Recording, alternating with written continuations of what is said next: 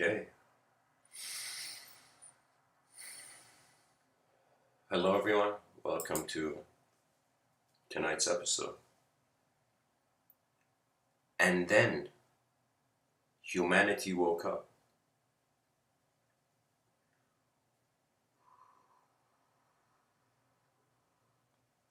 And so, what are the dreams of an awakened civilization? 8 billion human beings living currently on this rock. And if we were to, let's say, do a global desire analysis, I would say most of people's desires avoid the collective space. We are designed as creatures to want to continue.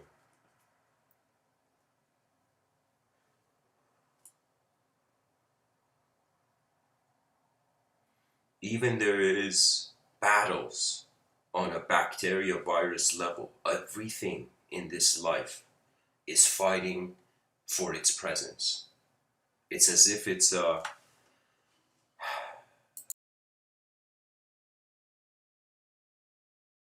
it's as if like the universe has instructions to be a universe.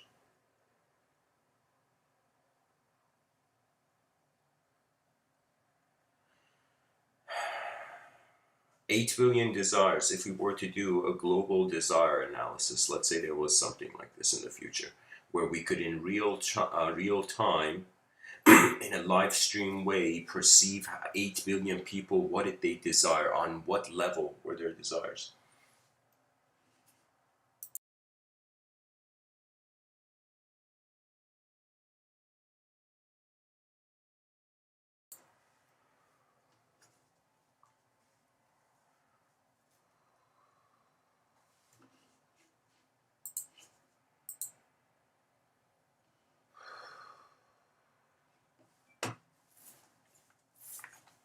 How many of those desires would be for a personal, subjective outcome? And how many of it would it be for an impersonal, objective outcome? For those people who don't care about objects beyond the boundary of their conscious mind, they have failed to see the world. And those who cannot notice subjects beyond the boundary of their conscious mind, they miss out too.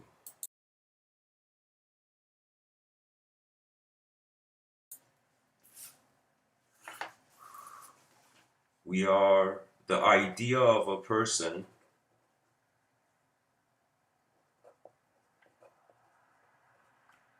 in the actuality of the world. And the complexity is we have separated the person and the world. That means when one person is sick, let's say, we don't say the whole world is sick. We say that specific person is sick. But if we were to look closely, that person is a phenomenon of the world. So it's either the world is moving here, or in some sense, man is moving here. Now, the world was moving. I consider, I've said this often in these talks, I'll say it quick here, 4 levels to evolution, where currently we're in the 3rd. This is, you can say, Mr.Within's model on evolution.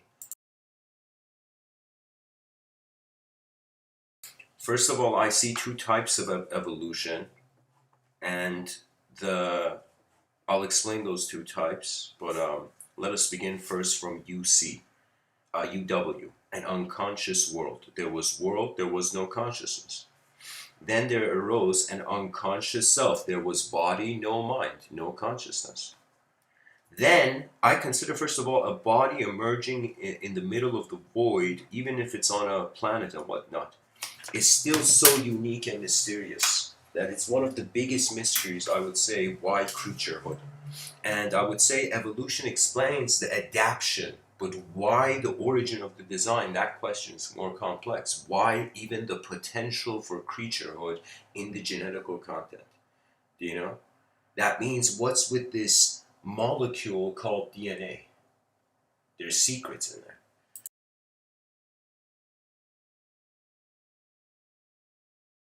I would say from an unconscious world, we came to an unconscious self. I consider this the objective evolution. This is where the separate body arose. Then, what happened after an unconscious self? So, an unconscious world, unconscious self. Then we went to a conscious self. This is where we are currently.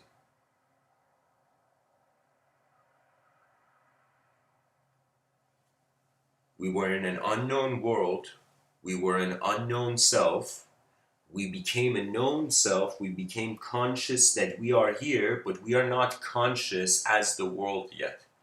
I feel that's the next phase. That's what's left. That from the conscious self, by the way, I call that the subjective evolution. That means we became, like, how weird is that? An object became a subject to itself, and now it's wondering why.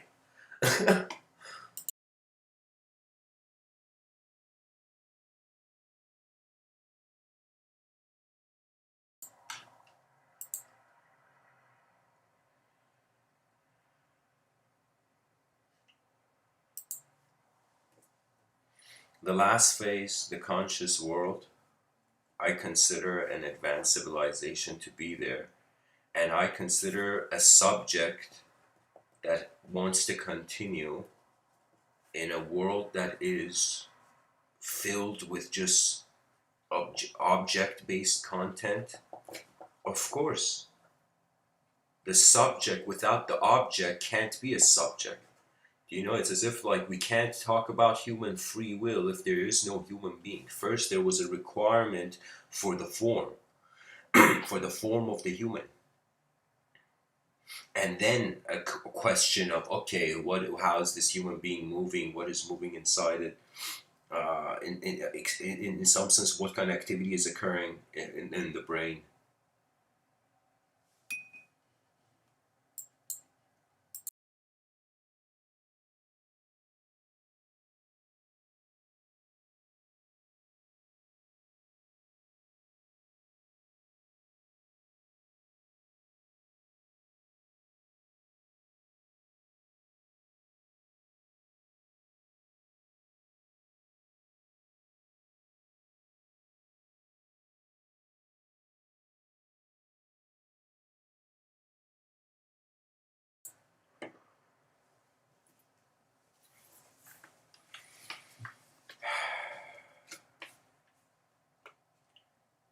You know, it's funny.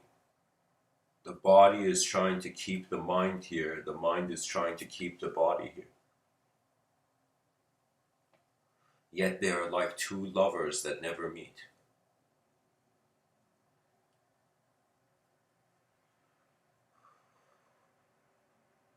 I can't tell you, whoever's listening now, I can't tell you how many times I have wondered about personhood and worldhood.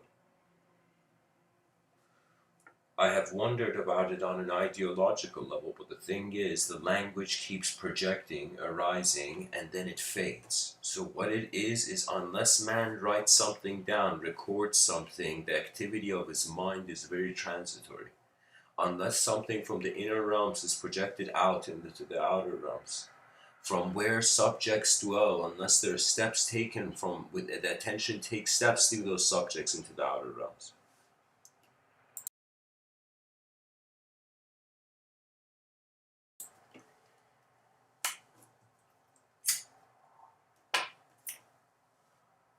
We wonder where the self comes from, we see the world.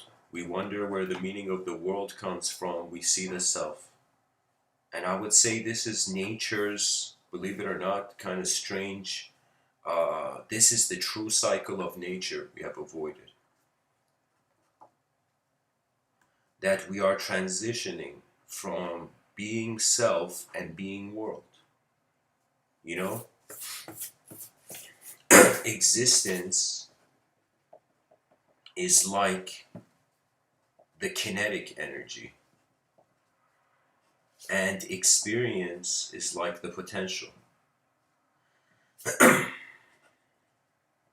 And the witness of existence and experience's simultaneity is like the energy that cannot be created or destroyed.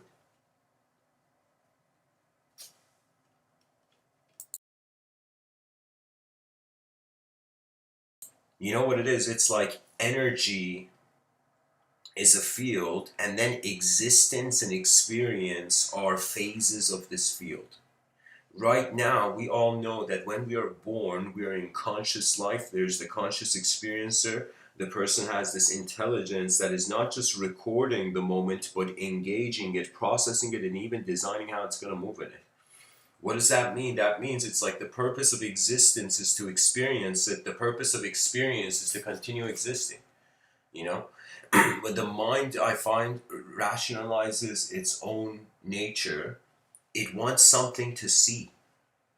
You know, this may sound strange, this may be a ridiculous metaphor to give to the mind, but the mind is like a hungry animal waiting. It's waiting for what you throw in front of it. And what you throw in front of it is how your attention moves, really. That's a metaphor.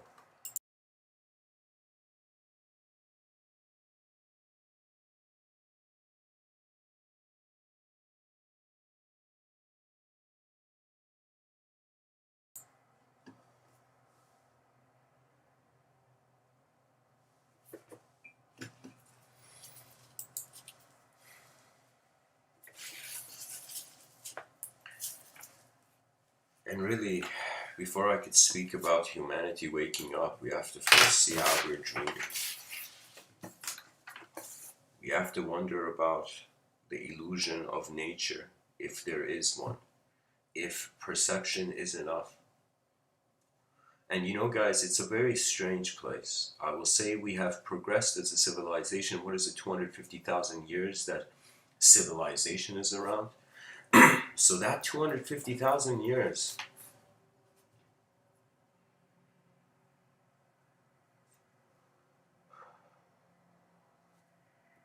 has led, believe it or not, back to zero. This may be a strange thing to say, but if the realm is multidimensional, instantly cultural programs are void. If there is more dimensions, planetary programs become void.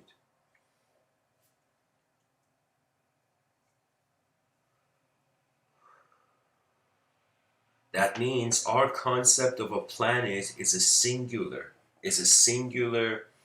phenomenological sphere. But if it was parallel realities, we cannot be certain of the shape of existence anymore because there's multiple angles to look at it.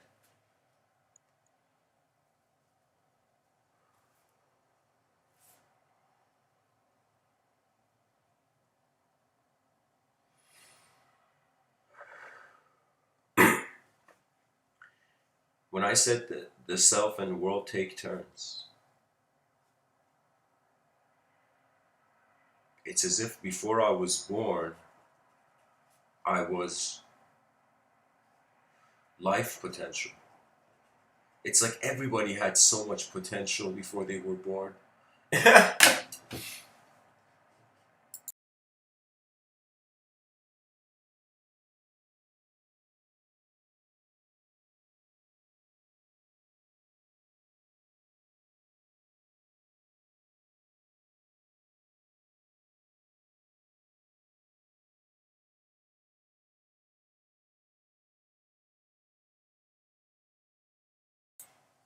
It's like our existential potential when we were unborn was a lot.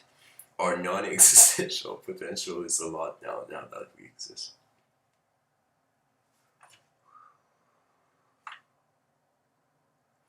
I often wonder if it's the opposite, you know, like nature really shows you duality, just like you see there is night and day, just like you see how there is like different animals with different genders in nature. You see this massive dualism at work. Even our languages are incredibly dualistic.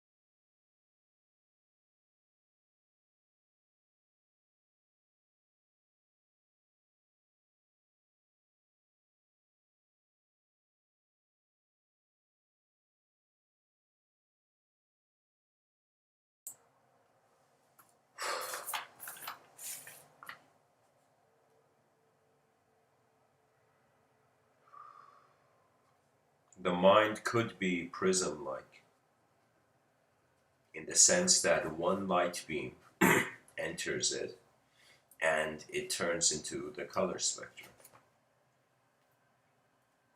And it could be that all our senses are like a sort of color spectrum. They are coloring in reality. And so what if the idea of the sixth sense, there has been many discussions on this. It has the same allure as the concept of the third eye. The sixth sense, you can say, is either a completely different sense, or it is the light beam in which the prism mind fragments.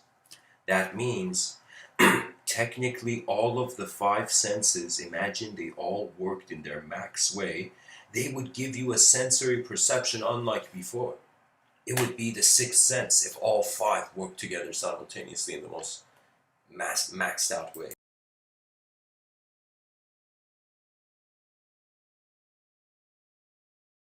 You look at a flower, it has this central, it has the center, and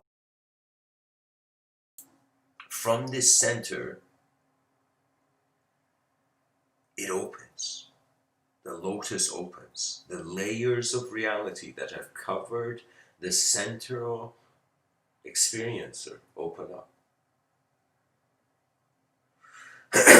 Creatures in the void.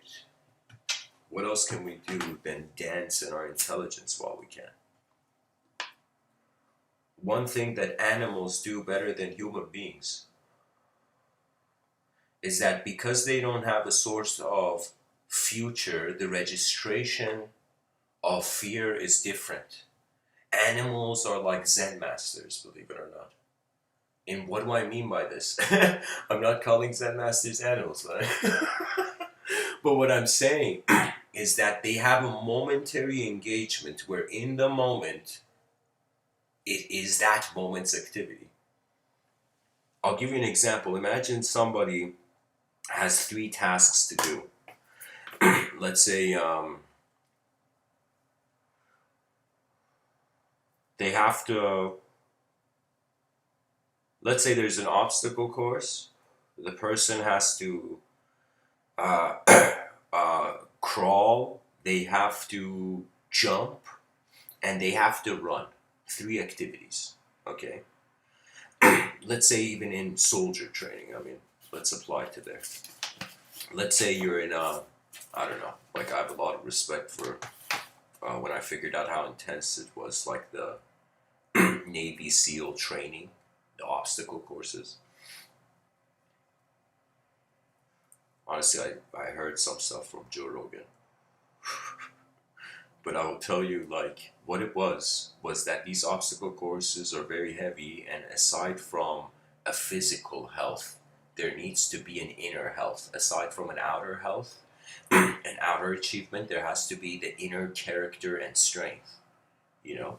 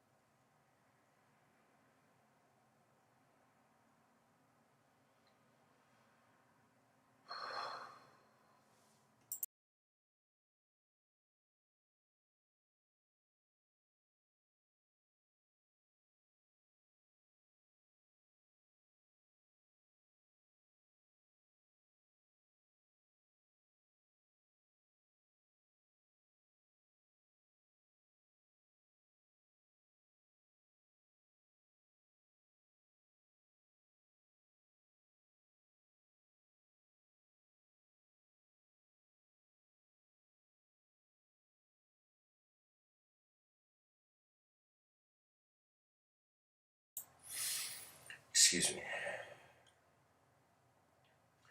Imagine while crawling, you're thinking about jumping, and you don't crawl properly.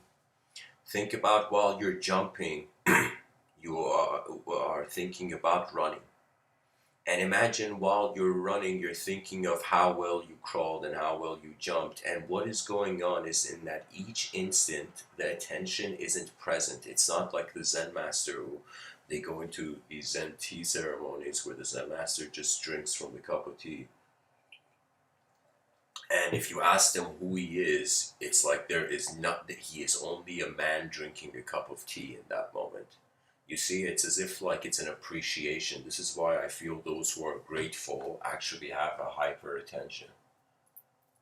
You know, that means all these compassionate, let's say, you know, I think any person, let me say, any person who in this life, if you have found a way to be happy by seeing what is already here, you are ahead of 90% of the population.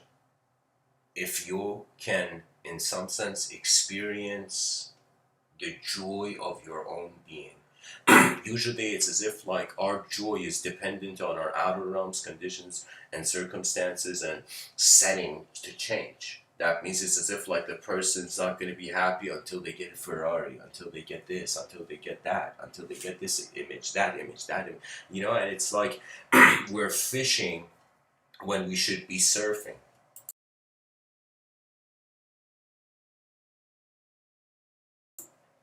The surfer enjoys the wave, you know? The person fishing is like, depends on what kind of fisher you're, but fisherman you are. But let's say you're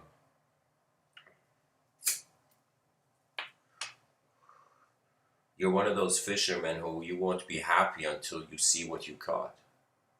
So it becomes outcome based. And so it makes no sense, for example, let's say a human being living 100 years and them just wanting to find one moment to be happy. It's like, what is that? It's like so many moments are being lived. We want only one moment of happiness. What is this? So we have to find a more efficient system. We have to build something where our blind spots are actually um, covered. That means think about it. Let's say you are a king or a queen, whoever's listening to me, Go find a chair you feel very comfortable on, because this part of the talk, you're going to feel like a king and a queen. And so literally I want you, whoever you are, to sit wherever you are. And for a moment, go find a chair. I mean, if you're someone who's lying down, like, go find some chair and sit in any way you feel like a king or queen would sit on that chair. Yeah. This is just an exercise, guys. Now, as you go and I'm going to assume everybody sat on that chair. So let's say you've sat on the chair, and you, in this moment, are a queen or a king of the universe. What does that mean? That means I want you to feel as if this universe is yours. For one moment, for the moment of this exercise, We're not trying to create dictators. I'm simply saying, just for a moment, let yourself feel as if this was your kingdom of existence, or your queendom of existence. I don't know. Language is malleable. Anyways, so what I'm saying is this notion that this is your home, and if you can have that, there is no reason your karma should be messed up in your home.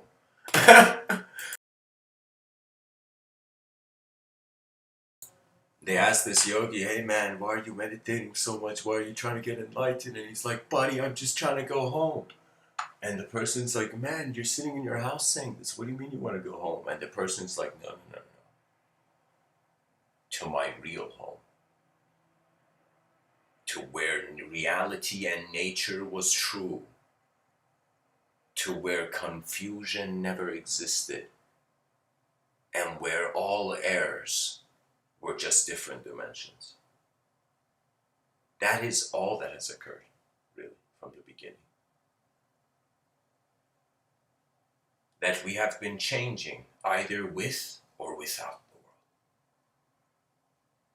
world. And all life, natural life, has been changing with the world, but it is man where we have separated from the ecosystem.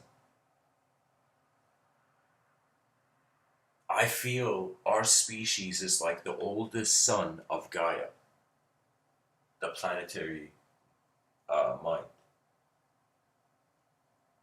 We are the bird that left the nest first, and there are many to come.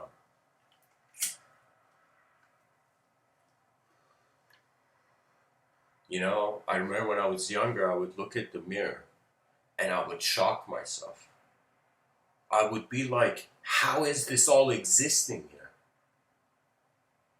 And it's so instant that we cover it with words.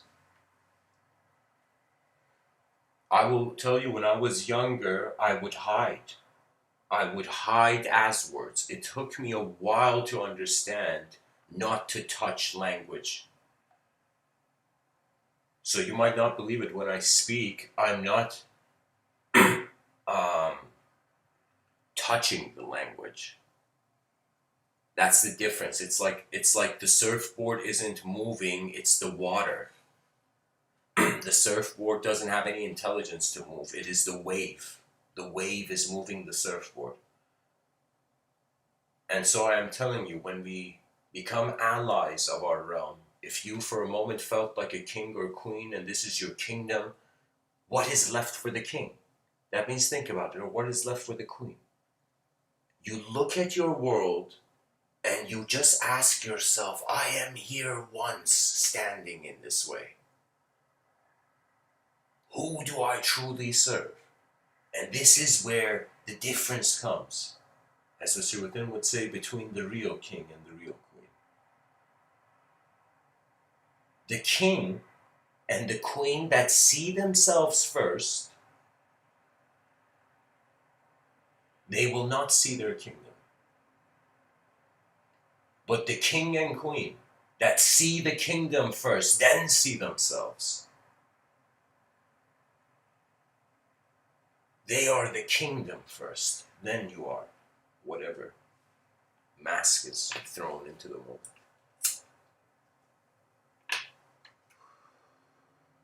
I want you to, here, I'll give a perfect example. Imagine you were with all your friends, okay, and you were in, let's say, I don't know, let's say 20 people in a gathering, in like some room, okay?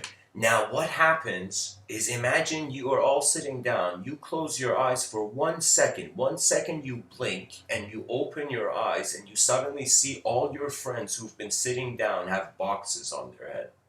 Boxes. Like actual boxes, okay? And suddenly all your friends are talking to you and they're moving. Now, what does this mean? This doesn't mean that just because there's a box on the head of your friend is not a friend. It doesn't mean just because a human being identifies with a certain language or ideology that they're no longer a human being. You see, this is the true test of humanity. Do you see a human being first, or do you see what you think first?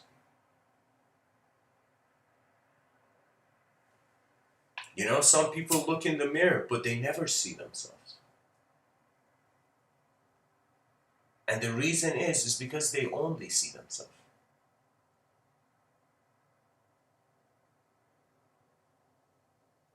And there's something with the mind that when it likes something, it empathizes. When it can relate, when it notices a familiar pattern, you empathize. Automatically there unlocks trust.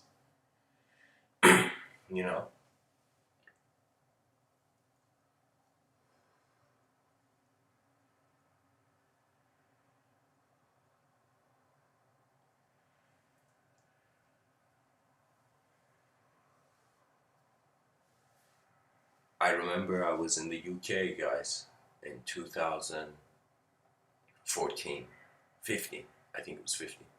And I remember I was walking down the streets, I'll never forget it. In my inner realms, I remember it was evening in Birmingham, UK, and I was walking from the mall to this accommodation place, university accommodation place I was staying at. And so,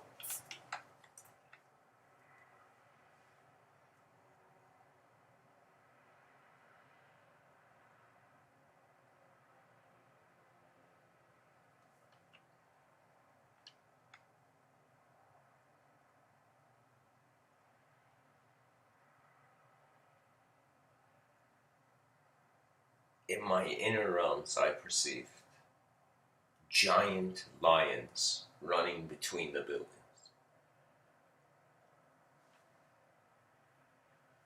And I can tell you that that's really what the awakening of humanity will be like. That's what happens when we wake up from the dream of an advanced civilization and it actualizes. It's like that moment the surfboard is finally balanced himself or herself on the surfboard. It's like, oh my god, dream has become actuality, So it's one of those things that we have a dream for an advanced civilization, and as we live, as we trust the dream, we find ourselves over time actualizing it. Let me tell you, I would say the best thing is any person who starts any project for the first, if the project is more than, let's say, 10 years, for the first 3 years of a 10-year project, let's say, treat yourself as the fool of the world. If a person doesn't have, I would say, an ego or a specified I thought they have to 24/7 be everywhere, I will tell you what the fool sees realms that no one else sees. Because the fool doesn't have enough of a justification to not try. Do you see the difference? This is why I will tell you, we have built a society where actually the nature of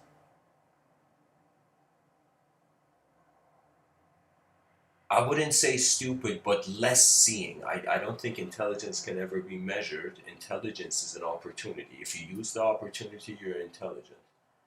If you don't, then in some sense you haven't seen any intelligence to do anything about it. And so the person has to evoke. I can't tell you, there are some things in this moment that come from outside of the eyes, outside of your skin, but there are some things which are like a yarning, you know, which are like a longing, I could tell you. They are forces that are from within. And it has to do with how your mind treats you. And guess what? You know how your mind treats you? It treats you based on how you've treated it. That means if you are someone who's, let's say, going in the street and cursing people, you know, like insulting them, you know, being like, F you, F you, F you, like literally like a machine gun of insult. You know, like Terminator style of like insulting people's dignity. And suddenly you're going to realize every negative thing that you have said, whether to someone else or to even an empty moment, even if you're in an empty room and you say something, you have been saying to yourself. When you realize this, you will be shocked that anger is the defeat of the self. And anytime the self is defeated, a very archaic, old school term for this is possession. You see, the idea of possession, it's not owned by the concept religious ideology. The concept of possession is ownership and authority. That means we are right now existing in this plane of existence, the human dimension. We are the pilots. This is our turf, our existential turf. It doesn't matter if we are temporary, but we're resonating. We're creatures that are living in this dimensional cave. But for example, when you go to your inner realms, unless there is an intuitive, I would say, unless the logos is leading the way like a torch, or unless you have a geometrical body, it's very complex to move in the inner realms without the world changing.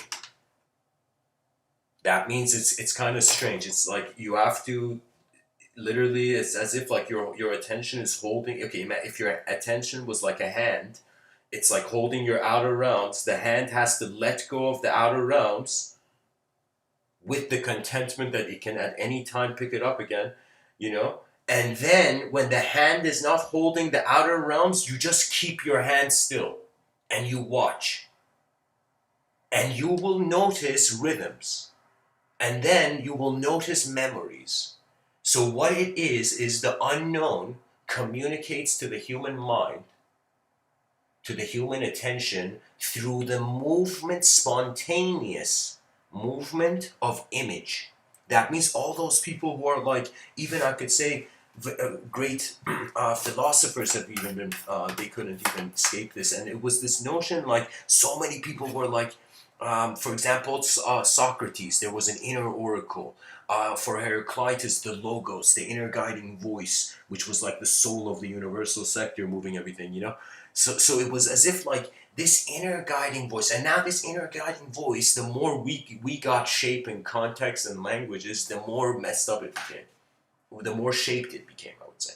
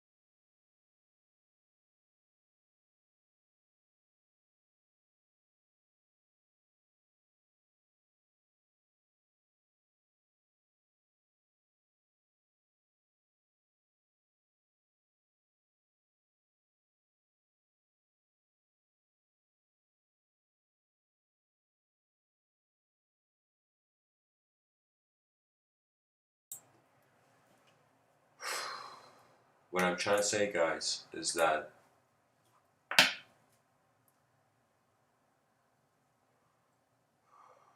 my dear listeners, we are a voice in the void. We're just a voice that has embodiment. Now, when it comes to space and what exists in space in the known proximity of our attention, there is structure, meaning, and familiar systems. But when our attention walks into unknown fields, it must abide as an unknown field. So you know how they say, when in Rome, be Roman? When in your outer realms, be an object. When in your inner realms,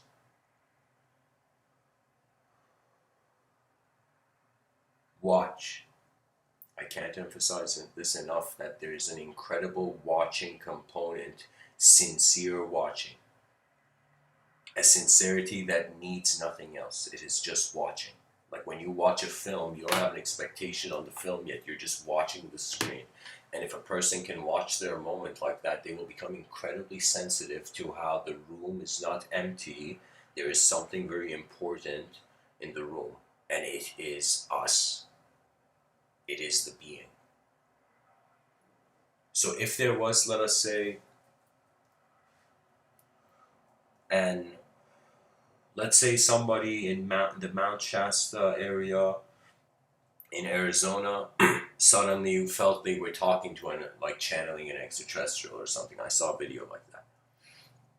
So that person is taking the content, the communication of the inner voice seriously. Now, let me tell you, that's the first level, right? The second level is what is moving. That means some people, when a puppeteer moves a puppet, okay, some people look at the puppet. Some people are like, how is the puppet moving? And they're trying to see the invisible hand. And I would say we are trying to find the invisible hand of nature. This is the grand task of the future generations.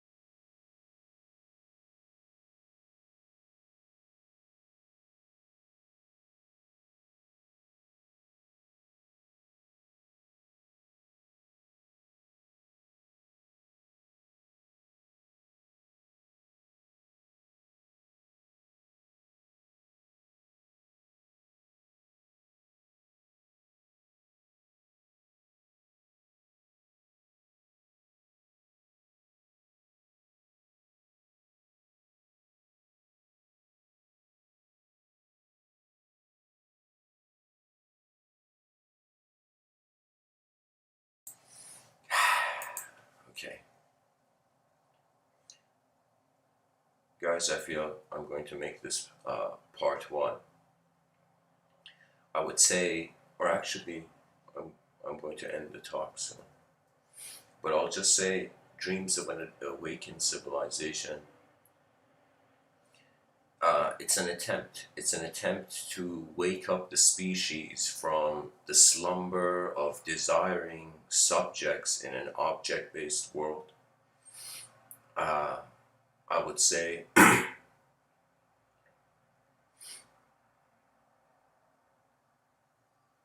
that we have,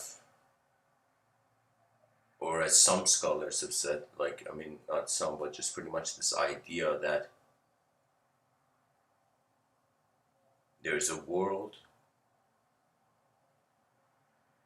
before you were born, and this same world will be here after, and then there's the world of you from the moment you were born to the moment you pass away.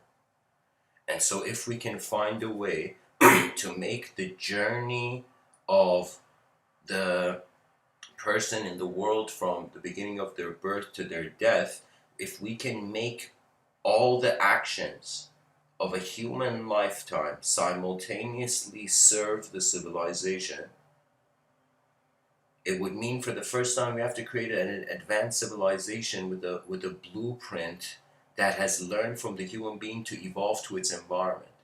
What that means is, it's like, think of it this way, that a lot in the future, everything's going to become automated. Human beings are going to be left with simply mind tasks. And so really what's going to happen is, like, everything's going to become so done, you can say, that through this automation, that the person really is left to be an explorer. So we become mind explorers when there is no longer our own hands needed to build the outer realm.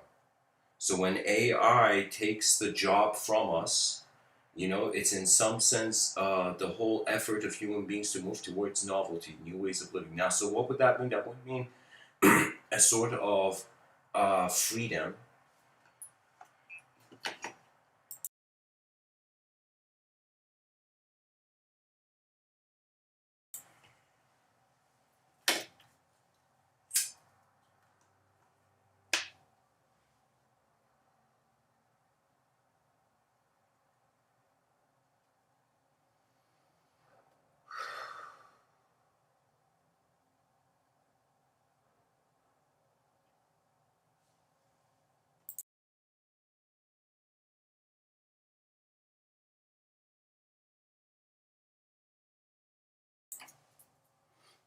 We're going to end up becoming just a civilization of artists. Everything else AI will do.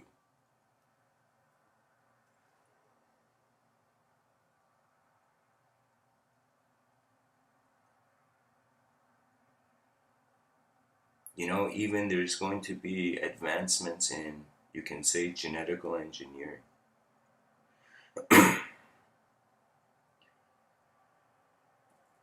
In China and Japan, they've already started cloning cats and dogs.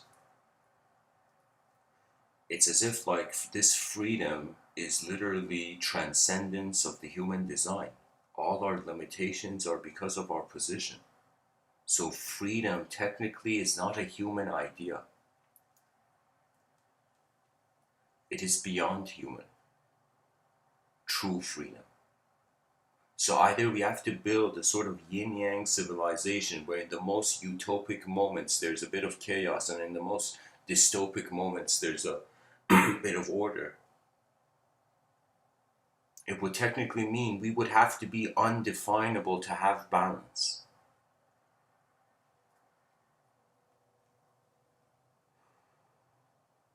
We're gonna just become energy. We are literally like, we were energy from the beginning. We are energy like a wave, and this wave is gonna come back into the water. And I feel, meanwhile, all of this is being witnessed. That's one thing we know, that where there is existence, eyes follow over time. And so we can say where there is a cosmic existence, eyes follow.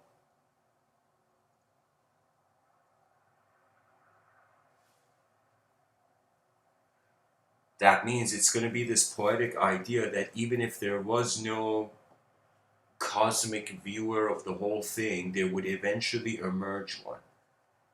In the same way there's an unconscious world, then an unconscious self, then a conscious self. So it could be that the world is awake before the source of the universe is.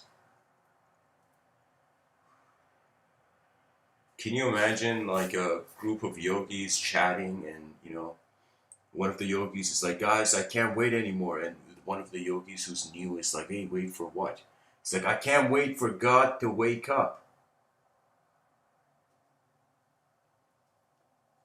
In Vedic thought, there's this notion that it's like we're all in, what is it, Krishna's dream? Like 3 days of Krishna dreaming is like 54 million years for human beings. It's like, oh, how convenient. So it is this notion that the world hasn't woken up yet, and this is why it's an illusory nature. Man maybe has woken up, but maybe the cosmos is dreaming. Now, there is something unique that when the person is dreaming, they are simultaneously being their body in the bed, and they're simultaneously being the body in the dream. So the person being the body in the dream, both of them are being witnessed by one being. You can say physical, material, the material side of the plane of existence and the immaterial side of the plane of experience.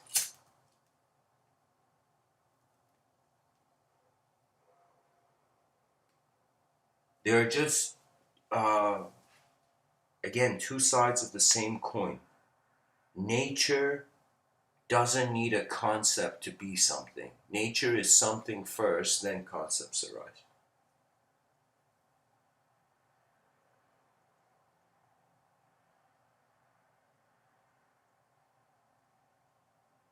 It's like maybe this notion that there's a microcosm and a macrocosm is like an illusion. It's just something we use to term things, for example.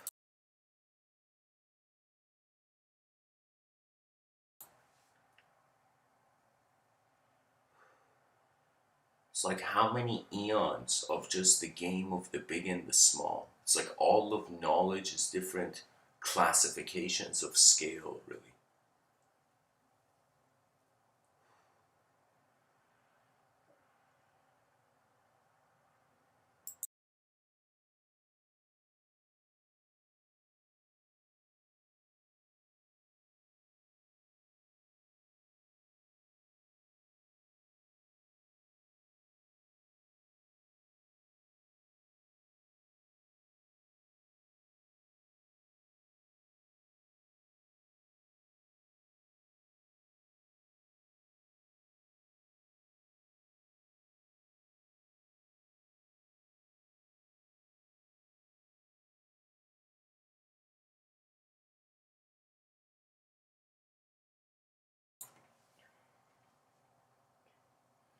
Whether the self,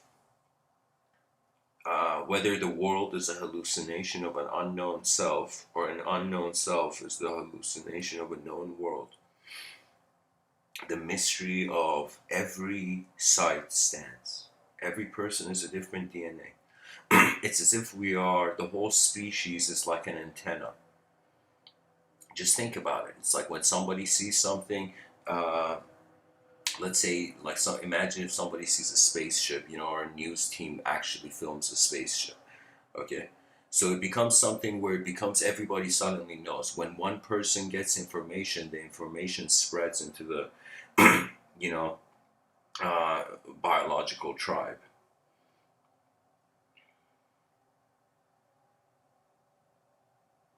What is happening is with the ability of the subjective evolution, guys, I know I said I'm going to end it, but now I think it was too soon.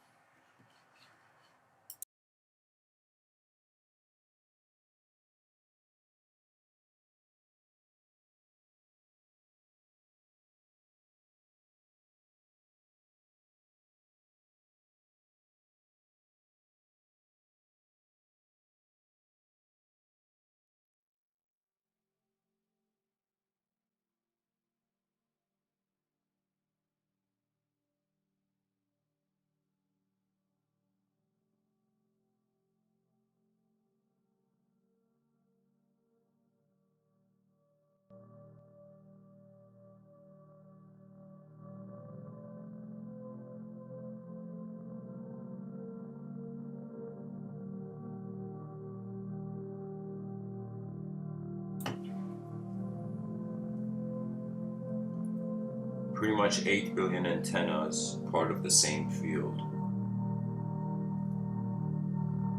We are becoming minds. We are evolving towards fields of being. Right now we are being like one particle in a field. Right now we're experiencing one body. But imagine in the future, I mean, cyberspace comes, every person can experience two bodies instantly. And then we can say, imagine somehow we get to a point where one person, imagine we were just like born that way, where it was as if like every person was two people. Imagine in a parallel universe that was the case, you know, and we were like, why is it that the soul or this mind has to function between being two, for example?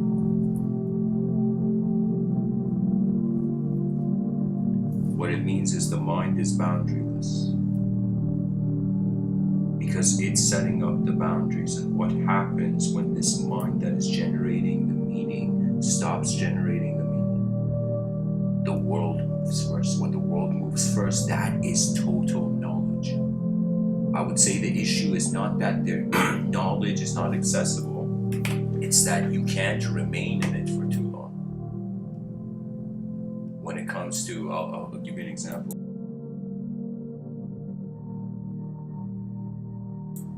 It's like a person who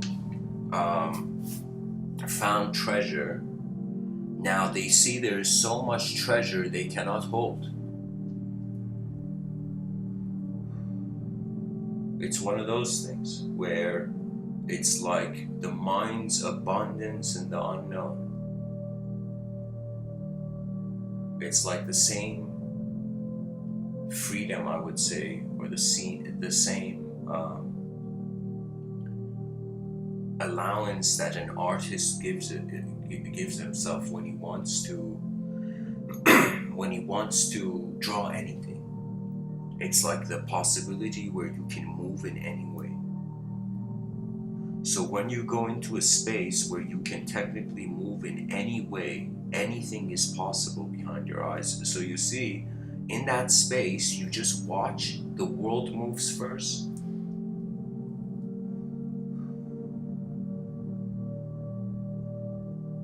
And then the emotion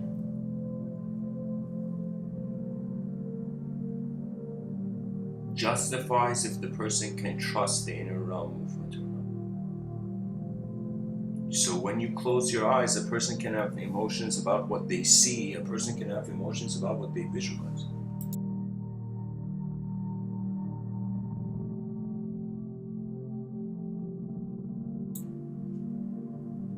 It's like you hear a poem, just a poem, somebody's reading a poem, and suddenly it makes you break down in tears.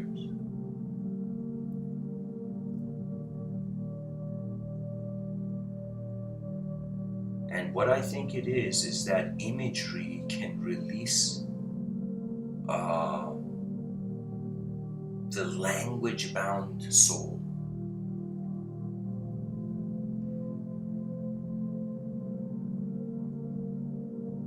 I am telling you, if one looks at language as being God, just look at it. Look at the idea, the concept of language being God.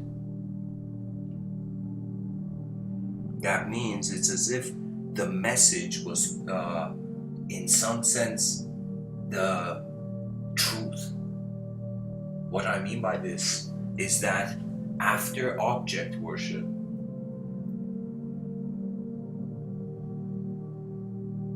after idol worship, we went to ideal worship. Now the issue with ideal worship is that it gave a fixed meaning to the system. So you can say imagination is really very, very accessible when life doesn't have a fixed meaning for you. Your attention can move in many ways. But if life has to have a specific fixed meaning and beyond that boundary, nothing else, then it's as if you try to be a dictator to your mind will dictate you. You know, there's the saying, they say the mind is a lousy master, but it's a great servant. But then there's this saying that says you must serve before you command. So you must serve the lousy master that is the mind. And then after you serve the lousy master, you become the master and the mind begins serving you.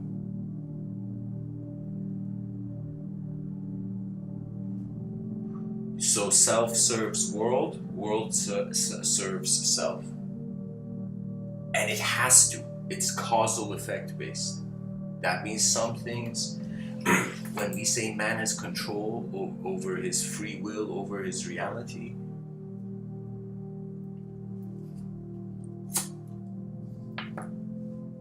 that means man can notice patterns.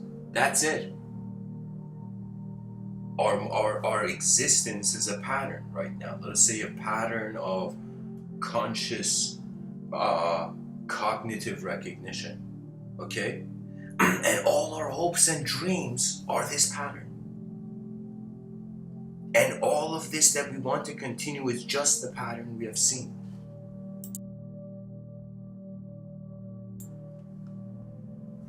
I remember that when I was younger, I'll share something. Like when I was in grade 10, high school in Canada, there was I had to give this PowerPoint presentation on Dante's Inferno, and and I was very nervous, but somehow there was something funny about how I was presenting it and whatnot. And so, anyways, the day passed, and that incident happened where I was just nervous in front of a crowd of people, and then it like that moment passed. Then I can't tell you how it changed, how my view changed, that I realized the ignorance and of the arrogance of my youth. That I had convinced myself what I had thought the world was that. I would say there is no such thing as violence. There is only ignorance. That means when something in any system, doesn't matter if you're like anything you do, if there is something being ignored, most likely the most efficient outcome hasn't been attempted. That means it's like after the person conquers fear, most people are trying to conquer fear. It's like after you conquer fear, you're like, okay, done this. You put a check mark on the checklist. Then the next thing I would say is ignorance. You got to look at what you're ignoring. I'll tell you, as a kid, and something, let me just finish the past point. Pretty much, I looked at it from the other way, that some people are nervous to go on stage. Some people can't wait to find the stage. And so really, presumption is failure. That's the only thing.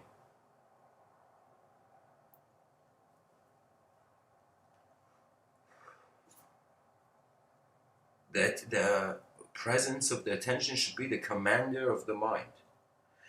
But it should not be the controller. Like you see, there's different ways. There's people who abide by honesty and they just communicate what is actually going on. And then there are those who communicate for something. They want something,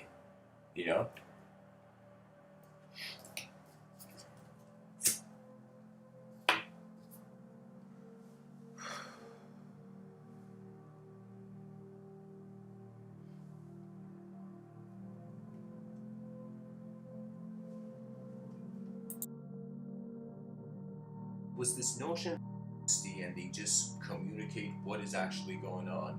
And then there are those who communicate hopes and dreams.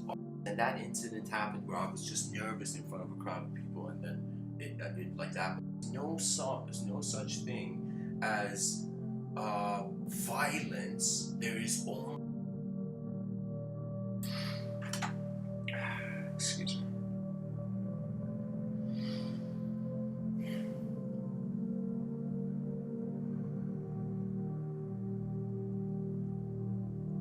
It's funny. The person wakes up And they're like, okay, this is reality. Then they sleep, they find themselves, let's say, in a dream. They're like, okay, this is a dream. Then there's this full gap where you can't have an opinion on deep sleep, and then you wake up again. And so really the only, out of these three states that we as a creature go through, only two states are comparable: the dream state and the waking state. And I feel as time is going by, these two are becoming more and more synonymous. It's not that we are awakening from our dreams, we're defining our awakening as a dream. You see, there's a shift going on. People would open their eyes in the world. You can say in early times, imagine you were just like a farmer back in the agriculture, agricultural innovation. Like that was like the biggest technology. People were like, no way, we can farm, holy shit. That was like the most advanced. That was like equivalent to as shocking as AI, Or like the first person who made a wagon, everybody in the land was like, who is this genius? Oh man.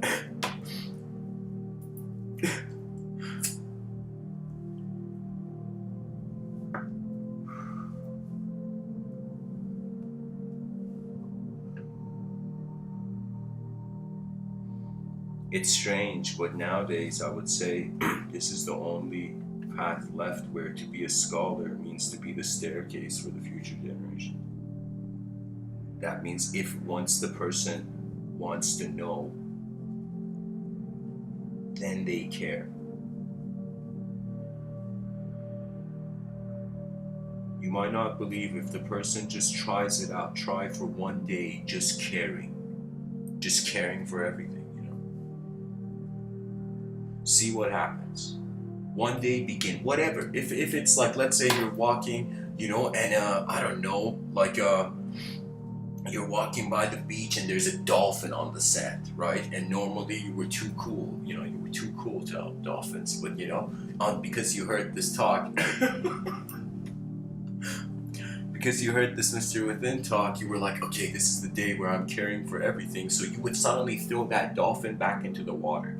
Okay? If you were walking and there was somebody who had fallen down, you cared. You just cared for the living world for one whole day. And then the next day you could try. You could try the opposite. You could try not caring at all for anything.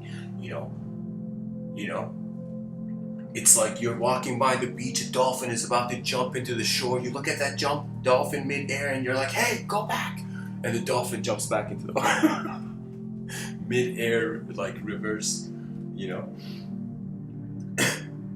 The dolphin's about to jump on shore and the person's like, don't even think about it, I don't care today. So that's what I'm saying. It's like you just try it out and eventually you'll see what your I would say what the ancients would say, karma.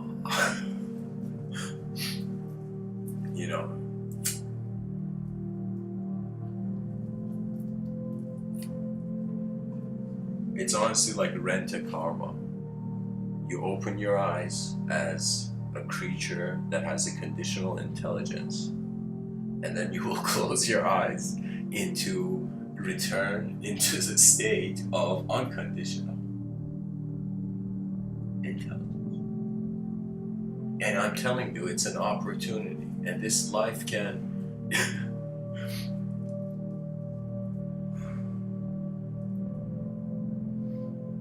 I don't know, it can shake you.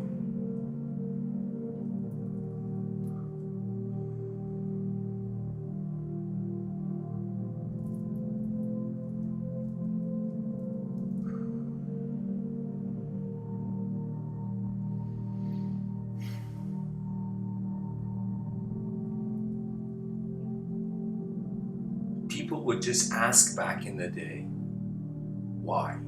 Why is all this here? And any time a civilization stops asking that question, it's a symptom of inner extinction. Inner extinction means all this time, everything we're building to make the civilization advance and all that would be for nothing if the users of the advanced technology, advanced civilization are not there. We're just trying to build the greatest vehicle known to man, known to the species.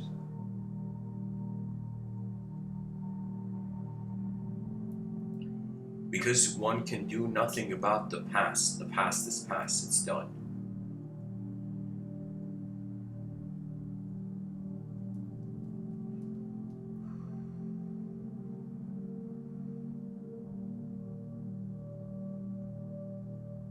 The present doesn't really have a face, it's change. The present, it's like when you look in the present moment, you know, you just notice everything.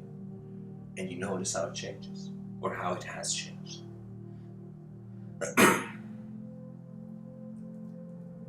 And the future is the only place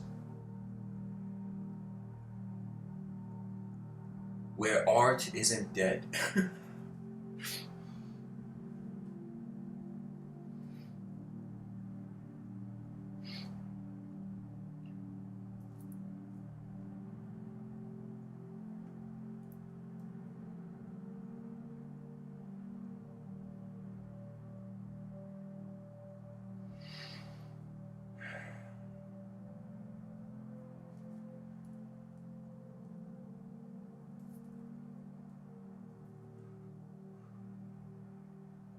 There was a scene in, I advise everybody to watch the TV show.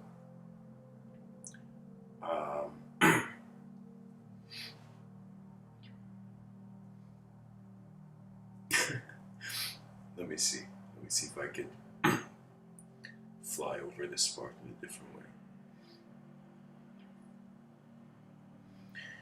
Pretty much there's this idea of this person who's a time traveler. This person travels not time traveler.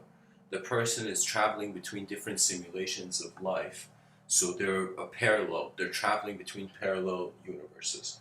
Now the person animates in one parallel universe and they totally forget that in another parallel universe they were doing something else. A completely different errand. And so there was a scene in this show where it just showed the main character who was doing something, let's say in parallel reality 1, suddenly went into parallel reality 2 and was a different version of himself and had totally forgotten what he was doing in parallel reality 1. Right? So there was something about forgetting the world you're in, not just forgetting as a self. It's like so many people, even in, you can say in modern not modern, but it's like ancient resurfaced metaphysics. I would say in like metaphysics, there's this notion of, okay, if we're choosing to see a lifetime, and if we're choosing to see a sort of mind-body dualism in a Rene Descartes style, so that mind-body dualism renders the intelligence of the sight of man actually having nothing to do with the body. So that means there is the immaterial and material are not touching. Okay? But in, I would say, modern thought, the immaterial and material are touching. That's why if we understand the material, we can suddenly reject the immaterial. That's how it's happening. But I would say if you see that the material and material are separate, that would mean technically the person's like the Buddhic idea, of reincarnation. So that we have had people on this planet who have wondered about their life and have wondered about their time, the time of their life, and they have wondered about before their life, and they have even wondered about future. That means some people are interested to know their past life. Some people are like, yo, you gotta tell me my future life. Who will I be like 10 billion years from now? Please tell me, seer. And the seer's like, buddy, you're gonna be energy, okay? It's like, what's my future? Energy, okay? Come back tomorrow. Oh, man.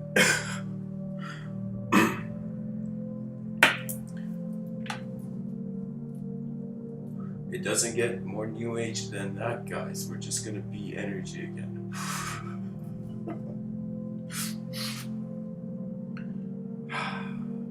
talking energy. That's it. Energy is talking, guys. How impressive is that? Should we slow and clap for universal energy, you know?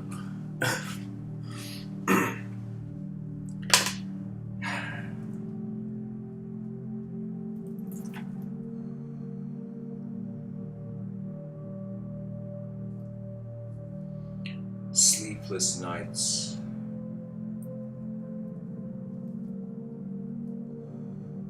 And the work of the mind in other worlds.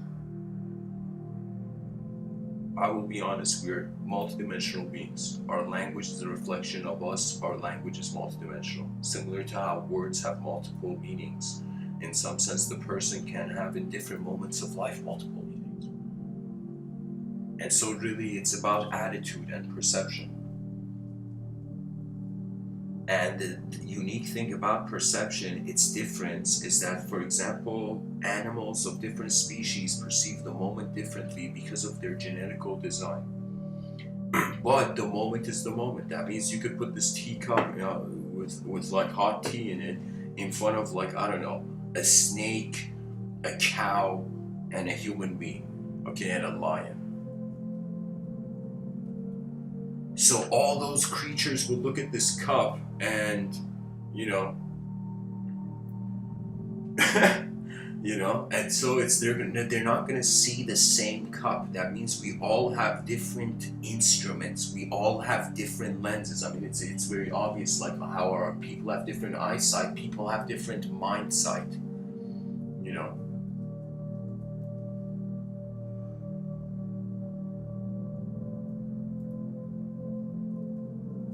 The mind, the whole moment is the third eye. I'm telling you, that is it. It can't be anything else. There's no other sight. There is what's in the moment. It's like if you can fragment the moment into the observed and the observer. Again, back to the point of perception. So right now, I am observing my physical existence. Now, this observance is what we call experience, conscious experience, right? Now, what is unique is that existence needs to be ready, and then experiencer finds it valuable to be evoked.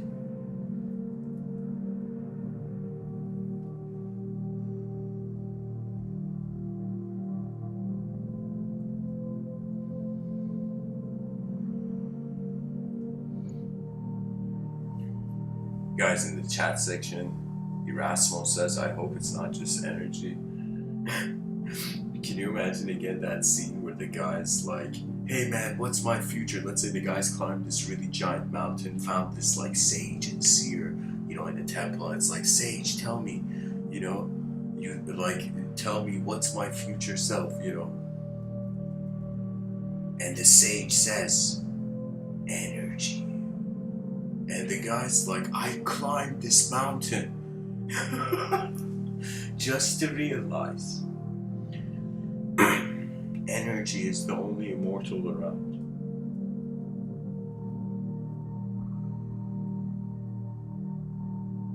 Energy is the best real metaphor for immortality.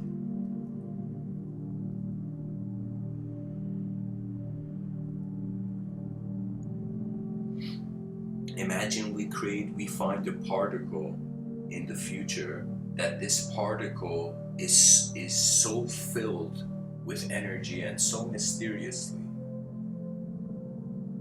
preserved that we call it, even let's say one day, I don't know, maybe like 100 years from now, the immortal particle. The closest particle to energy, where you can say before the drop falls into the ocean, it would be a point where we are seeing a particle and a wave being each other. And it wouldn't be with the sight we have now. But I would say it's like everything is a road, you know. Everything is a road. Everybody is on the road. And I will tell you, the outer realms, keep it simple. your inner realms, you better be attempting the greatest complexity. You only get one lifetime to see how loud your mind can roar.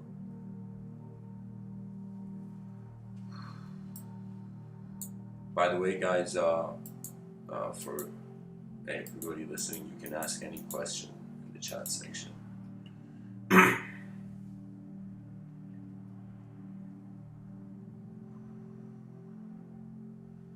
So, Erasmo, on some level, yes, I see your comment. You're saying every person is different. Yes.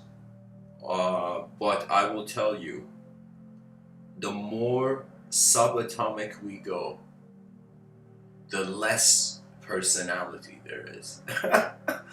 It's like there's a reason atoms don't have personalities, you know?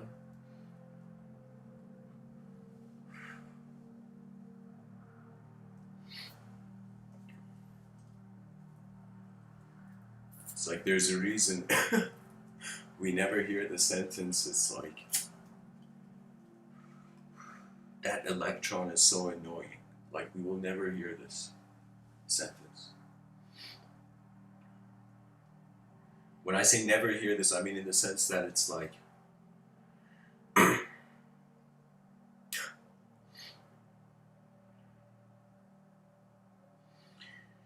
I don't know, guys. I'm just trying to say that attention is present. The observer is the whole moment. What's in the moment is what's changing. The whole moment can't change, or wouldn't be conceived. It can't be conceptualized as the whole moment. The only unique thing about intelligence is how it's being held, and it's as if the forces of nature are, by certain ideological systems, being treated as a sort of hand, invisible hand, and this invisible hand is either intelligent or it is machine hand. It's machine-like. What does that mean? Is there is a strange,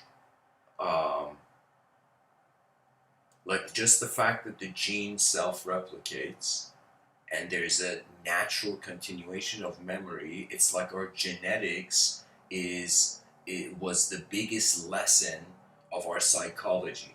That means just like how we want to replicate the self, the person wants to continue and survive, you know? And once we realize we're temporary, we want to survive through our efforts in the world.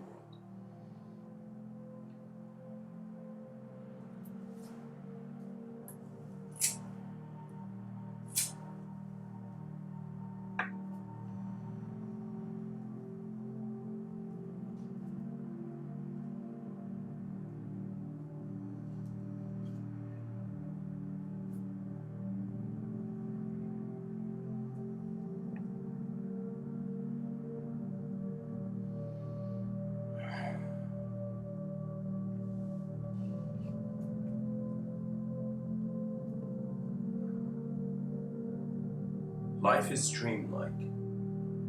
At least that's how the linguistic simulation appears in the outer realm. And I feel what is the case is that we think we are not dreaming, but what if the brain is actually creating chaotic worlds, then extracting order out of it? What if the dream state never stops? What if right now we're still dreaming, okay? But it's like, well, because our eyes are open, we can't discriminate. So that means we can't use the concept of dream anymore. You know? I will tell you, I have found a sensitivity to my inner realms where you are leaping as attention. And that leaping as attention is in a strange way supreme. Because it has no fear of a world. So somebody, like right now, the person fears, like let's say there's let's say you were in Pompeii and it's like there's volcano, you know, like lava coming, right?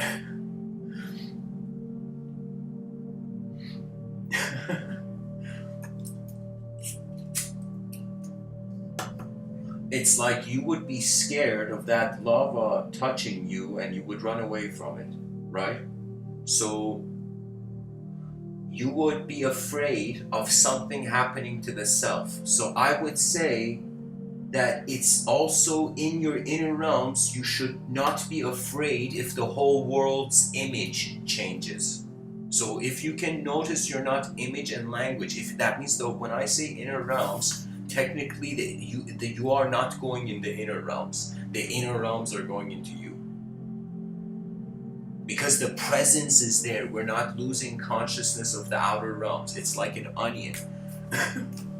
It's like concentric circles. The center circle is the outer realm, then the mind is arising. Then first the known dimension of the mind arises, then the unknown. And there was some cool guy, I don't know his name, but some guy created the term subconscious. Like that guy was like probably beside Carl Jung's, was really looking at Carl Jung's notes, But it's a good term, subconscious. Because it's literally what is standing before. That is the mystery. What is standing here as intelligence? Any person who, this is the golden question. Okay, so somebody says poetry tunnel, I wouldn't mind that.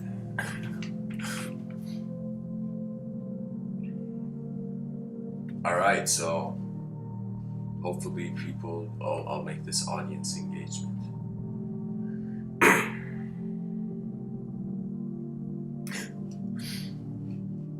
It's like which phone book shall find me? I feel something with endless roads. Let's go with that. But I think I've read this. Let me see what else there is.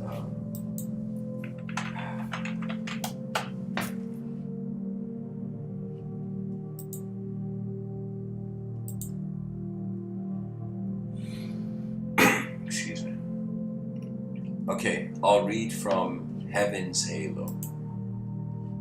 So how many poems?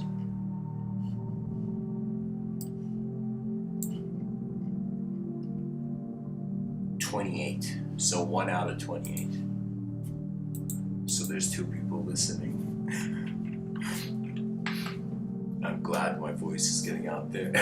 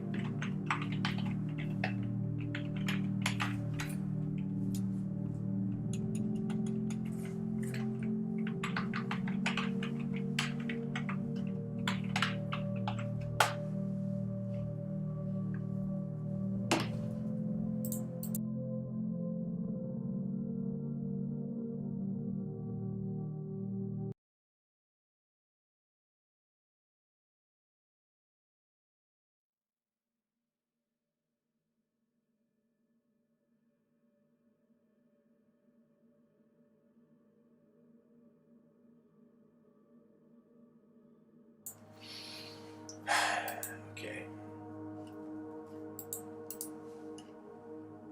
Wow, number 28 was, okay, let's read it. Sincere tidings. What makes the divine walk up to you and say hi?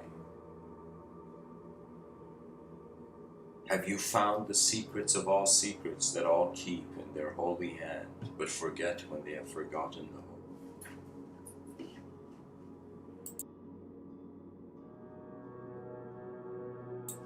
When Jesus walked on water, the water also walked upon Jesus' feet.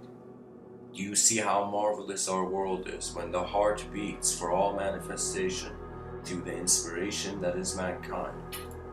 One day I realized God smiled at me at night. For when dawn came in the light of the Absolute, the constellations were no longer separate. Some classrooms teach without a teacher, for if you are getting invisible lessons, then you, my dear, have become your own teacher. Divinity is only divided in the mind of man, for how could separation exist without unity? Beyond the tide, sincerity is the ocean.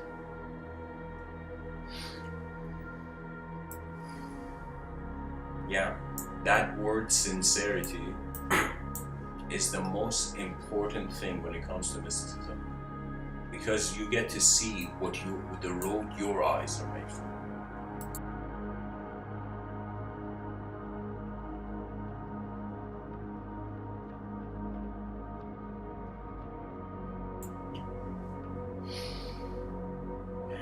Okay.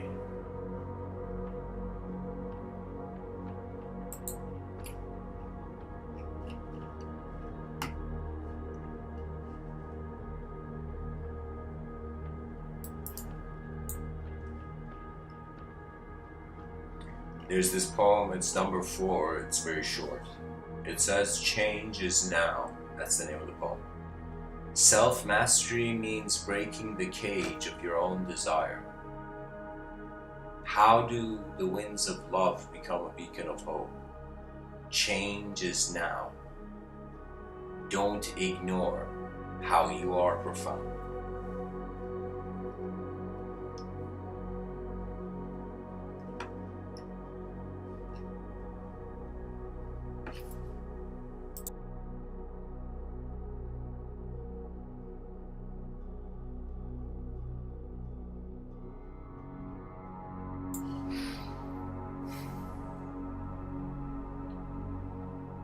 You know, I'll read one more, guys, and then say a little bit about the topic and then end off.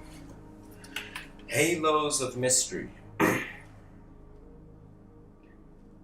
If the sun, S-U-N, was your sun, S-O-N, would you see it shine? How does joy dance to its own rhythm? Every moment of hope transcends the fear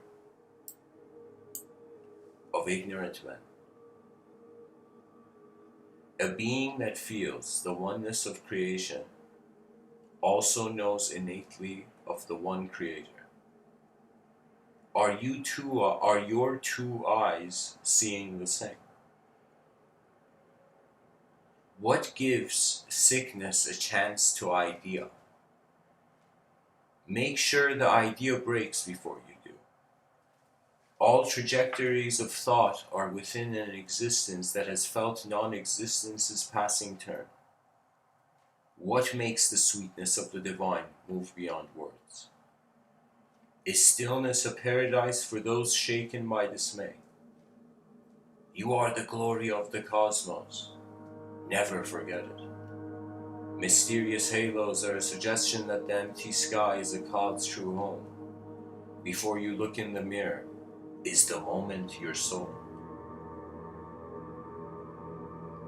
Bada bing, bada boom. Like drums, like you find.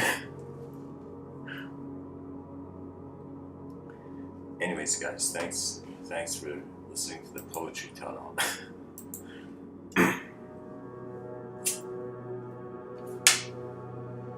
I would really say that unknown.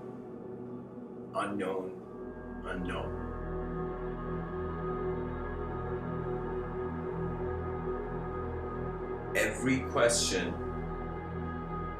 has that as an honest answer. Even if it's known, even an answer, even if you have a problem, let's say you have its answer, it doesn't mean that answer has made the problem known fully.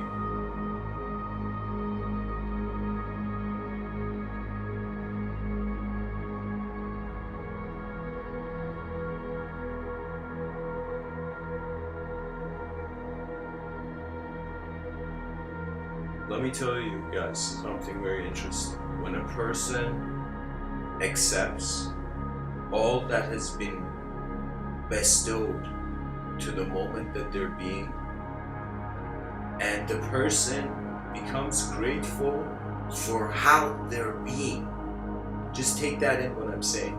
To be grateful not for any object, not for any subject, but for all phenomena that's just being here. Being grateful for the dimension of being.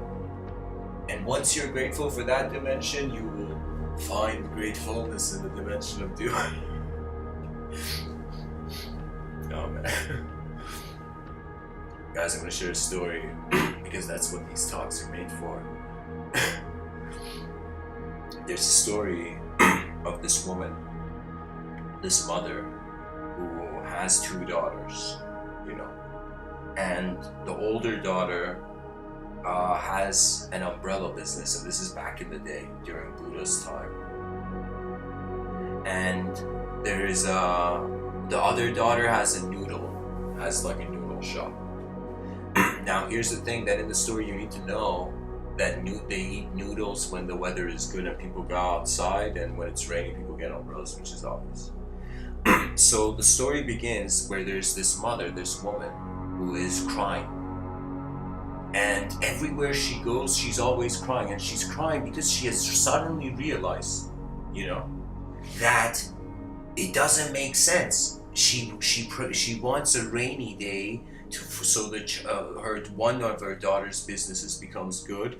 Then she sees if she prays for that daughter for a rainy day, the noodle business is going to be messed up, right? And if she prays for a sunny day, the umbrellas are not going to be sold. And so she's crying all the time. She's like, there's no way both of them are suffering. Both businesses are failing. And so she's crying and she's crying, and she's known as the crying lady in the town.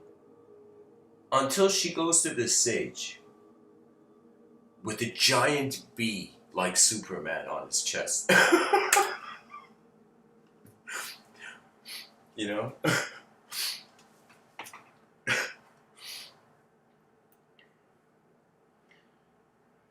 You know, Clark Kent, Superman, Gautama Siddhartha, Buddha. But I would say pretty much what happens is this crying lady goes to this sage, which is supposedly Buddha in this story. So you can treat it as if it's Buddha. The sage, she says to the sage this dilemma and the situation. She says that she's been suffering because both of her children, one of them will eventually suffer. And here is where the sage looks at this crying lady and says, what if I told you there's a way where you will no longer suffer from this, where you don't have to cry anymore? And she's like, is there a way? Is there such a way? And he says, yeah. And he says, look at the situation again.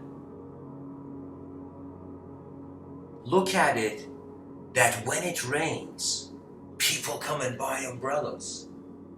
Your older daughter succeeds. Look at it that when it's sunny, people come and buy a lot of noodles. Your younger daughter succeeds. What is there to cry about? They're both succeeding.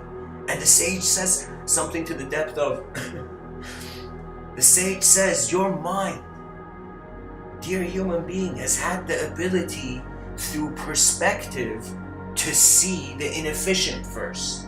And if your mind has had an ability to see the inefficient first, the question comes, why hasn't it had an ability to see the efficient first? And to see the efficient first means to treat yourself in a realm where strangely there is no problems.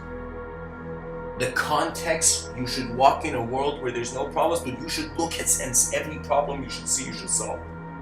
Because that context is the backup system of the effort it requires to continue in this realm. You know, some people hope they have hope, and some people pull hope out like Excalibur. It's just the command, the inner realms just manifest something. But I would say the whole point of that story was that the woman stopped crying and she started smiling after that, and she began being known as the smiling lady, you know. And that's the whole point. She was just tuning in to that scope of the realm. And this is, I would say, true. I mean, this may be a bold statement, but true scholarly maturity, you know, where the person can see the moment as they can notice the blank piece of paper underneath every word written. Imagine there's a person and they're like, hey man, do you believe in ancient scripture?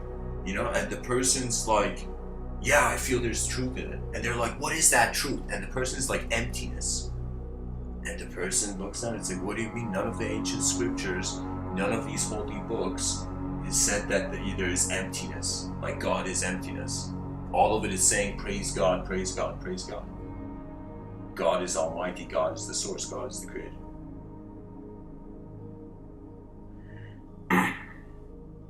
And the person's like, still, my point is, the person doesn't assess that all the words written in ancient books were written on the empty piece of paper. If we are opening the page of the book and we're taking the ink seriously, why are we not taking the empty piece of paper underneath the ink seriously?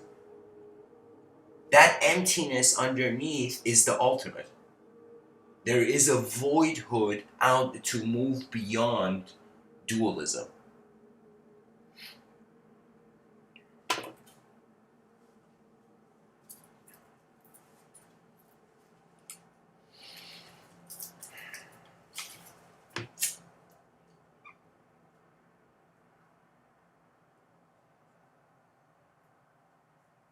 You know, when I was young, my parents were like, to me and my brother, like, go outside and play.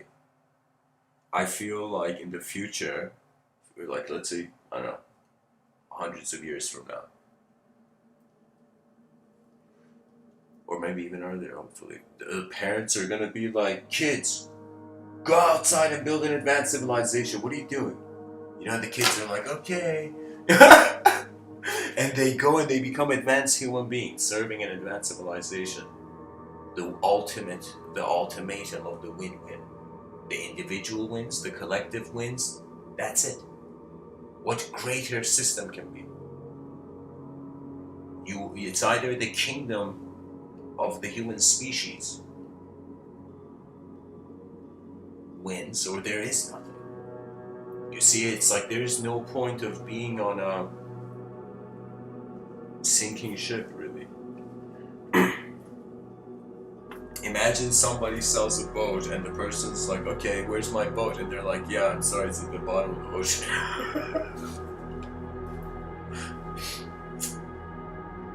And the person's like, yeah. The person takes the money back and he's like, okay, then your money's at the bottom of the ocean, you know?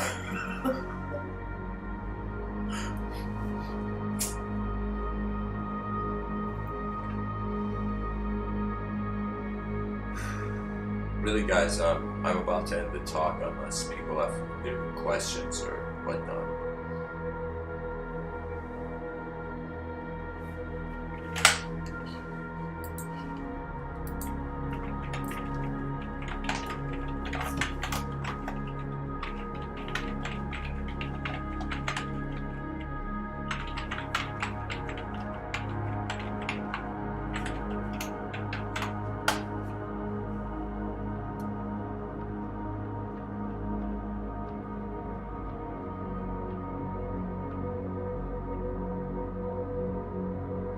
I feel like I have to find what was there before, like the title of the talk, and then humanity woke up. What was before that, and then.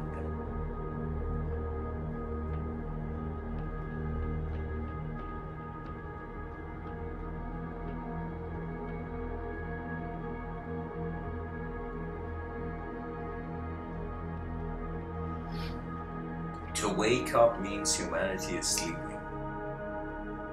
So it's the details of how we're sleeping. So it's like, I guess one can treat this moment, you can treat it as anything. You can treat it as hollow.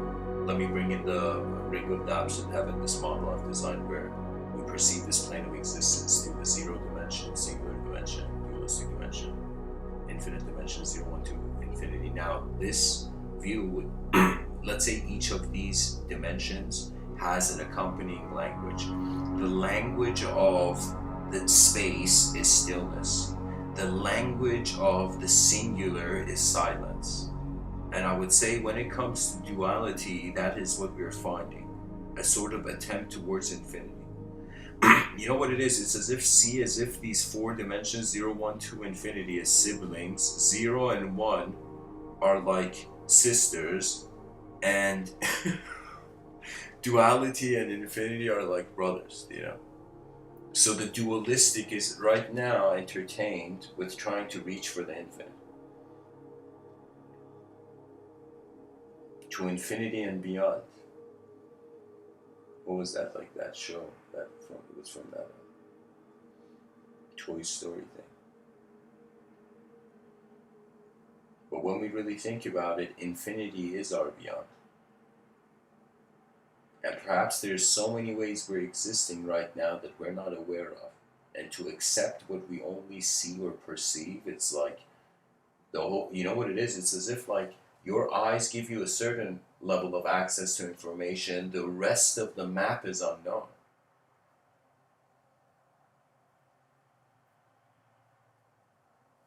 So the thing is not to, there is no such thing as, let's say if the attention goes to the unknown, a knowledge will automatically follow. Yeah. Anyways, guys, I think it's actually incredibly early, but for me it's incredibly late. So thanks for listening. I hope this episode was helpful. Much blessings and loves. And when humanity wakes up, there would be no dream or awakening. That means if we were truly awakened, we wouldn't need that concept anymore. We must awaken to an advanced civilization that is advanced first, then a civilization. An advanced intent and intensity towards the life will bring the greatest treasure. The person got to see what their greatest effort was before their eyes closed. That's the honor of advancement, really, in anything.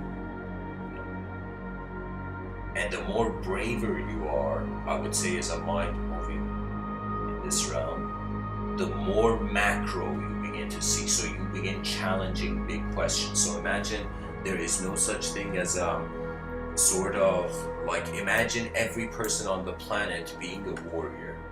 Okay, and every warrior has its own fighting style, and all these warriors are trying to fight this beast. And what is this beast? I'm just using this as a metaphor. Let's say this unknown universe that we're trying to explore. So every person should be attempting this ultimate question of the species, you know?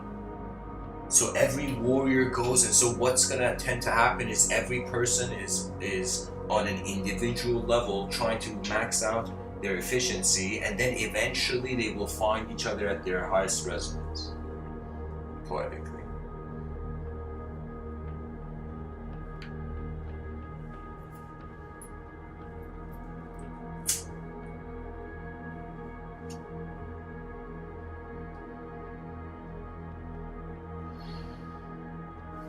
Namaste.